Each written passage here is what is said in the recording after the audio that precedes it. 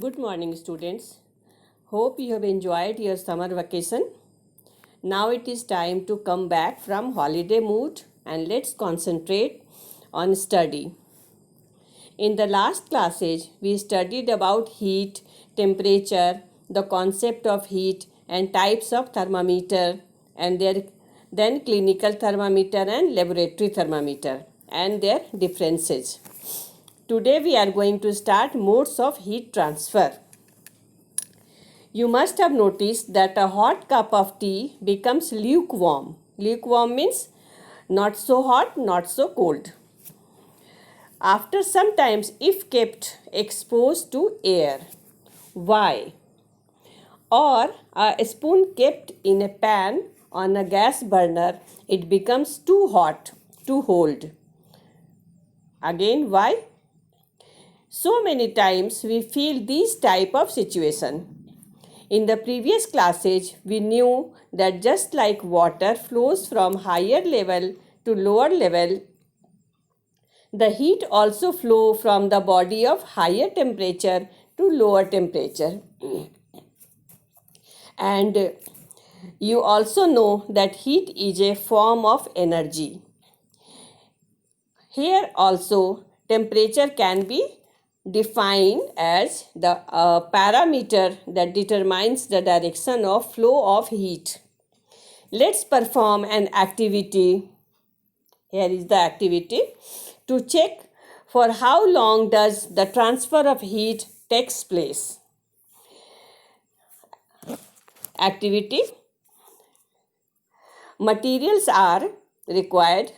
A beaker. Beaker is a glass like a beaker of hot water, a beaker of cold water, and an empty beaker. Procedure. First, we measure the temperature of hot water and cold water using a laboratory thermometer. First, you have to measure the temperature. Now, take the empty beaker and pour or mix hot and cold water and again measure the temperature when mercury level becomes stable. You have to measure this lukewarm water and up to when mercury levels become stable.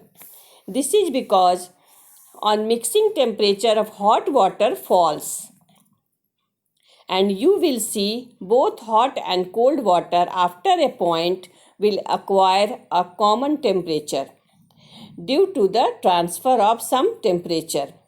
So, the conclusion is the transfer of heat from hot object to cold object stops when the object attain the same temperature. Hope you have understood. Now you know that heat flows from hot body to cold body. On the basis of this, there are three modes of transfer of heat. They are conduction, convection, and radiation.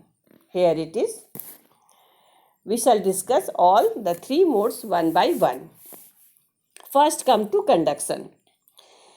If you put a spoon in hot water, after some time the other end of the spoon also becomes hot. How? Because the heat flows from the hot end of the spoon to the cold end. So we can say this type of heat transfer from one object to the other object or from one part of the object to the other part of the object takes place by conduction. This is called conduction. Next page.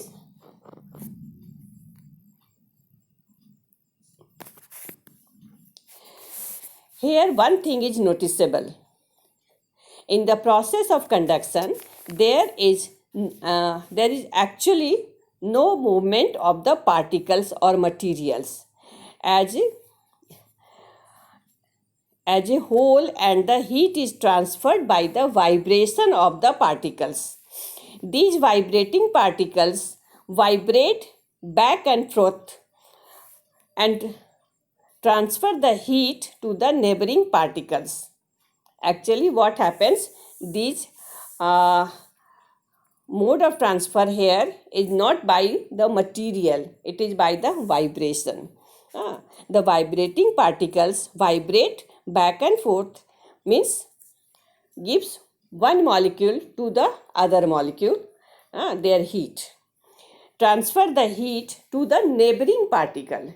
This continues till both object acquires the same temperature. Therefore, the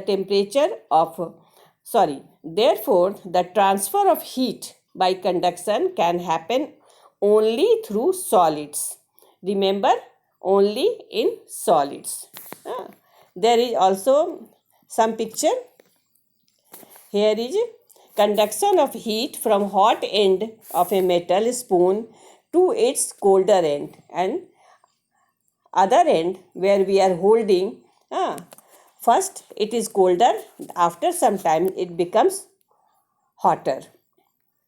In the second picture you are seeing conduction of heat from hot metal spoon to a cold metal spoon which is in contact with it. Hope you have understood. This is all for today. Next day we will start another thing. Thank you.